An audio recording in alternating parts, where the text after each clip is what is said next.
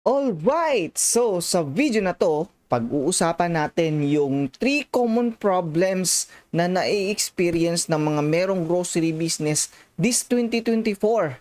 At pag-uusapan din natin kung yung mga problems na to, ano ba yung mga possible na solution. Alright? So, abangan mo hanggang or panoorin mo itong video na to hanggang sa pinakadulo para malaman mo itong tatlong problema na to. At kasi kapag nasolusyonan itong tatlong problema na to, magiging successful ka sa magiging online grocery business or sa grocery business mo. So itong problems na to is hindi to sa online grocery ha. Ito ay common problems ng mga grocery business, yung mga merong sari-sari store, no, may mga convenience store, mga mini grocery store. Alright, so problem number 1, utang challenge. Alright, very very common ito, lalong-lalo na sa ating mga kababayan na merong sari-sari store at grocery store. Pero tanong natin, bakit ba nangyayari or bakit ba merong utang diyan na nangyayari diyan sa loob ng or sa tindahan ng mga merong sari-sari store or grocery store? Number 1, we have the tradition that we are emotionally driven in almost everything. Ayaw natin yung mapapahiya tayo, 'di ba? Ayaw natin na kaiinggitan tayo or ayaw natin na kumbaga maging kaaway natin yung mga nakapaligid sa tindahan natin, mga kapitbahay natin. Ayaw natin ng away. Ayaw natin na magtanim sila ng galit, no, sa atin. Kaya yun, hindi natin maiwasan na makapagbigay talaga or magpapautang talaga doon sa mga kapitbahay natin. Another tawag dito, no? Another reason why nagpapautang tayo is we want to be at peace with everybody. Yun nga, sabi ko, ayaw natin na nagagalit yung kapitbahay natin o yung mga taong nakapaligid sa tindahan natin or sa bahay natin, sa lugar natin. And then another thing is we can easily trust a customer, especially if yung customer na yon is bumibili na sa'yo and palagi na siyang nagbabayad or nagbabayad talaga siya, regular siya ng customer sa'yo. So, dahil nagkakaroon na tayo ng trust sa kanya and hindi na natin maiiwasan na hindi siya mapautang kasi from time to time, no, may problema siya, pwede siyang mag-ask ng favor sa iyo para umutang. And since regular customer naman siya, nagbabayad siya, hindi pa siya nangungutang, so pauutangin. Na ngayon ang problema dahil pinautang mo na siya, hindi na nagpapakita. After sometimes, kaya yun, utang, source of utang. And then of course, yung mga personal connection natin, no, yung mga community connection natin sa mga taong nakapaligid sa ating tindahan. Kasi meron talagang mga personal touch eh. May mga close friends na tayo, nakapitbahay lang natin, or yung iba mga kachismisan na natin, mga kamarites natin, na nasa paligid na ng tindahan natin. At of course, nakakahiya talaga or nakokonsensya tayo pag nangutang yung close friend natin or kapitbahay natin na lagi nating kachismisan, nakakahiya din kung hindi magpapautang, no? So baka hindi na siya makikipagchismisan sa iyo, hindi na makikipagkaibigan. Na ngayon, ano yung mga solution, possible solution dito? Of course, number 1 is pwede kang magpautang, but then maglagay ka na lang ng limit.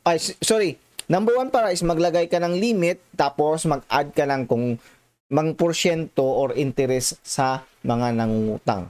Alright? Yan yung isang ginawa ng isa kong kakilala. Ang pangalan niya kasi is si Mang Juan.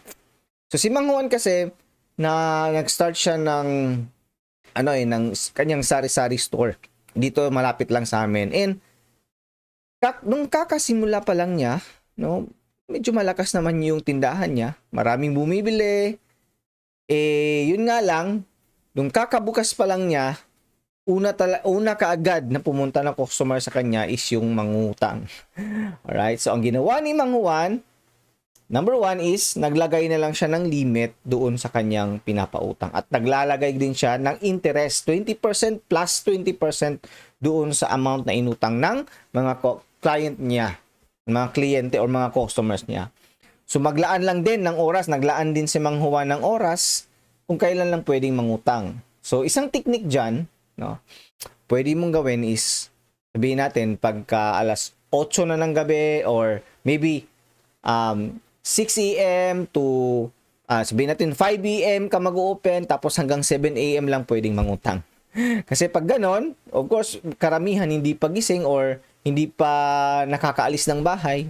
So, wala masyadong mautang. Or pwedeng gabi, alas 10 or alas 10 p.m. to 12 p.m. ka na magpapautang. Ganon yung ginawa ni Mang Juan, yung kakilala kong may-ari ng sari-sari store. And then, open a store kung hindi talaga may iwasan, ito lang, kailangan mo lang maglaan ng puhunan kasi kailangan mong magtayo or lumipat ng inyong tindahan. So, hindi mo naman kailangan gumastos. Ang gagastusin mo lang siguro yung renta doon sa lilipatan mo. So, pwede kang lumipat ng ibang lugar kung saan doon sa lugar na yon malayo na doon sa mga neighbors mo, mga kakilala mo.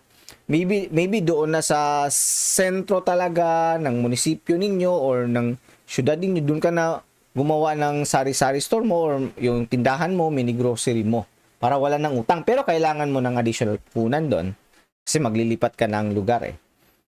And then, lastly is magkaroon ng online platform sa tindahan mo, which is later pag-uusapan natin yan ng mas detalye yung online platform na yan.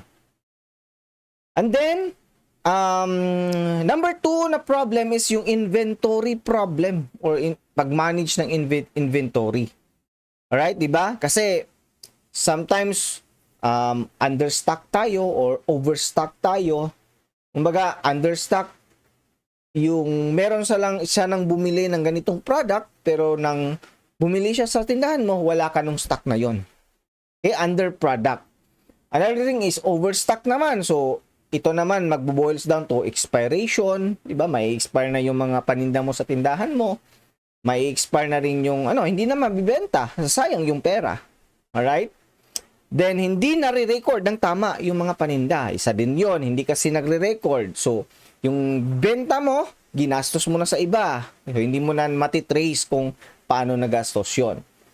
Then, poor supplier relationship. Ibig sabihin nito, wala kang regular na pagkukunan ng mga supplies ng mga grocery products. So, magkaka-out of stock ka. That will result to understock. No? That will result to mawawalan ka ng benta. Sayang yung benta. Kasi may bumili ng ganitong product, pero wala ka. And then, lack of technology adoption. Right? So sa problemang ito, no, para magkaroon ka talaga ng mas deeper, okay, na idea kung paano ito masusolusyonan, meron akong ginawang ebook, no, ebook na libre lamang to. So let me introduce you to Aling Nanay Shoni. So si Aling Nanay Shoni is meron siyang automated ordering magic na ginagamit. So para ito, itong ordering magic na to is basically para siyang app sa isang computer na ginagamit niya para maitama niya yung inventory niya, yung management niya sa inventory. So you can download this free ebook.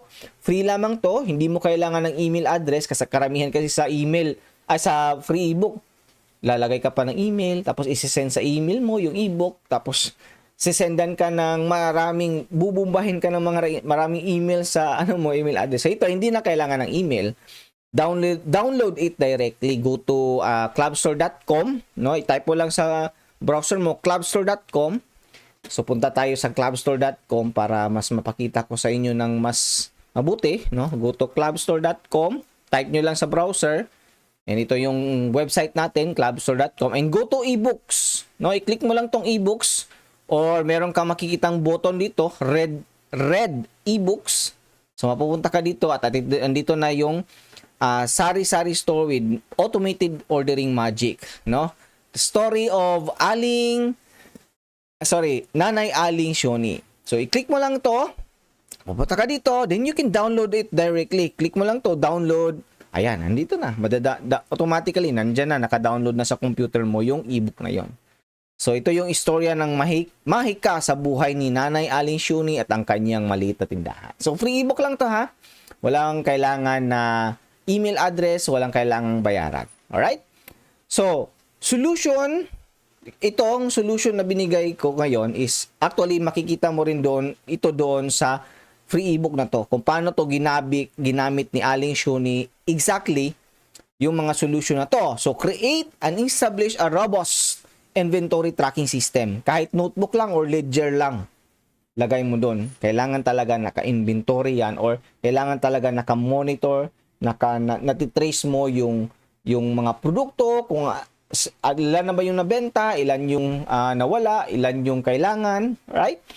And then kumausap at maghanap ng mas maraming suppliers, right? Then try to explore din yung mga technology app gaya ng grocery. I don't know sa iba pang pang sari-sari store na app. Try nyo yon. Magandang magandang mga technology advantage yun para mas matitrace nyo pa yung yung inventory nyo, yung stocks ninyo. Okay? So yun. The number 3 na problem, last problem is competition. Alright? Competition. Ibig sabihin, merong competition. Lalong-lalo na ngayon, di ba? Kaliwat kanan na yung mga nagsasari-sari store. Halos kanto-kanto na yung mga nagsasari-sari store dyan sa lugar ninyo. So, paano yon? Bakit nangyayari yon? Because almost every corner, or ito nga, sabi ko, almost every corner in the subdivision or barangay has a sari-sari store. So, meron nga. Na bakit nangyayari yon? Because small grocery business like sari-sari store can be started easily and anybody can do it. Ha? Madali lang, may pera ka lang, 'di ba? Tayo ka lang ng ng tindahan, no? Patayo ka lang kahit kahoy lang, lagyan mo lang ng ng rehas, lagyan mo lang ng parang screen. Then bili ka sa grocery ng mga produkto, i-display mo diyan, din may sari-sari store ka na, makakapag-start ka na automatically. Kaya madali lang siya simulan basta meron kang pampuhunan. Yeah? And then people tend to buy directly to supermarket or malls because they prefer to buy everything in one place. Kasi sa tindahan, hindi naman kumpleto eh. Mas prefer nila doon na lang sila bumibili sa supermarket or sa mga big grocery store dyan sa lugar. So by the way, mag-stick ka around in this video kasi sa huli, papakita ko sa inyo kung paano masusolusyonan lahat ng problema na binanggit ko, itong 1, 2, 3 na problem sa pagtitinda ng mga grocery products physically. Alright? So people tend to buy directly to supermarket. Okay? Now, solution to competition problem. So ito na yung mga solution para sa competition. So find another avenue where you can sell grocery products to a larger coverage area. Kasi guys, or kasi ikaw nanonood ngayon, kapag nagsasari-sari store o grocery store ka kasi, yung mga tao lang na nakapaligid dyan sa tindahan mo, ang possible na maging customer mo. Yung mga tao sa malalayo, hindi na. So, kasi ano pa sila, mamamasahe pa sila, 'di ba? Kung kailangan nilang bumili ng products yung tindahan mo ang alam nila pero malayo sila, kailangan pa nilang mamasahe, no? Kailangan pa nilang mag-commute. Kung may malapit naman na sari-sari or na grocery store sa kanila, malapit lang, doon na lang sila bibili, di ba? Bakit pa sila pupunta sa tindahan mo? So, medyo challenging ganon.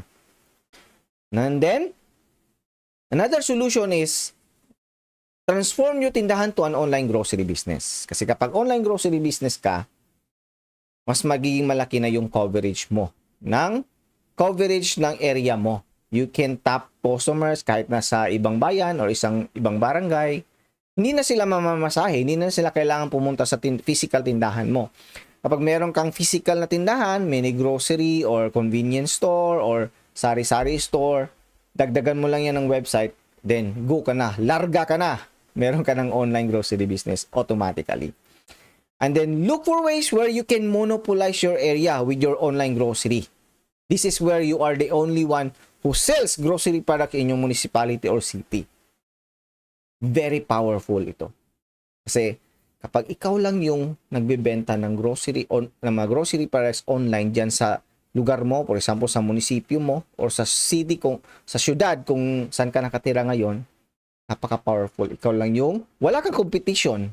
Mai-eliminate na yung competition, zero competition automatically kung ikaw lang yung nagbebenta ng online grocery. At magagawa yan doon sa ating bagong products na yon, tinatawag nating Prime Club Store Program. So, itong Prime Club Store Program, ang magagawa nito is that ito nakalista na. We will only create one online grocery owner per municipality or city here in the Philippines. Isang online grocery lang per municipality. Depende rin sa laki or city, depende rin sa laki ng city. So ikaw lang, mamomonopolize mo. Imaginein mo 'yon in one area, in your municipality or sa syudad kung nasan ka ngayon, ikaw lang yung mag-online grocery. And we will going to help you bring customer to your online grocery business. However, there is a big investment. There is a big problem. Meron itong investment na at least 500,000 pesos for the program. Kasi, yun yung 500,000 pesos mo kasi, sisiguraduhin natin magiging 1 million pesos yan in 1 year. So, bababawi mo na kagad in 5 million pesos in 3 years by selling grocery products online. Guaranteed. So, itong Prime Club Store program is hindi to para sa lahat, pero imaginein mo na lang that you are the only one who is doing online grocery business dyan sa area mo. So, makukover mo lahat ng tao nandyan sa municipality or city ng kung saan ka magtatayo ng online grocery business mo. Okay? But then again, it has a price to pay. A very, very big price. So, hindi to para sa lahat. At least 500,000 pesos. So, if you're interested, punta ka lang sa prime.clubstore.com. Basahin mo yung details doon. And you can book a call to us. Alright? So, yan lamang po. So, nasusolusyonan natin kung mag-i-inventory ka or meron kang problem sa utang, kapag naka-online grocery business ka na, pwede mong isara yung tindahan mo. Wala namang utang. Kasi kapag online, hindi nila nakikita yung yung tindahan mo. Kasi na virtual. Diba? And then, number 2 na problem is yung inventory management. Kapag online grocery business ka, monitor mo kung ano lang yung binibili ng tao. Alright? Tapos, bibilhin mo lang or hindi mo na kailangan mag-stock actually kasi kapag kung ano lang yung binili na produkto ng mga tao, yan lang din yung bibilhin mo sa supplier. So, i-deliver mo.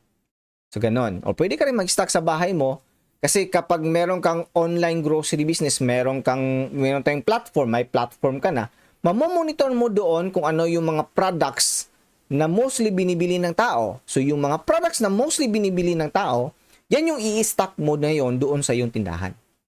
Alright, di ba? And then, when it comes to competition, yun nga, monopoly is the key. Monopoly is the key. So, we will going to train, to teach, to guide one online grocery business owner only per municipality or city. Depende rin sa laki ng city na yan. Alright?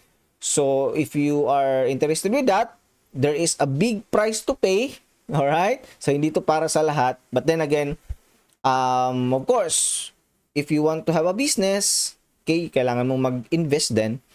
But then again, kung hindi naman, kung di para sa iyo yon, then wag mong i-pursue. Continue ka lang sa online, sa grocery business kung ano man yung negosyong ginagawa mo ngayon. So maraming salamat sa panonood. See you again on my next video. Bye-bye.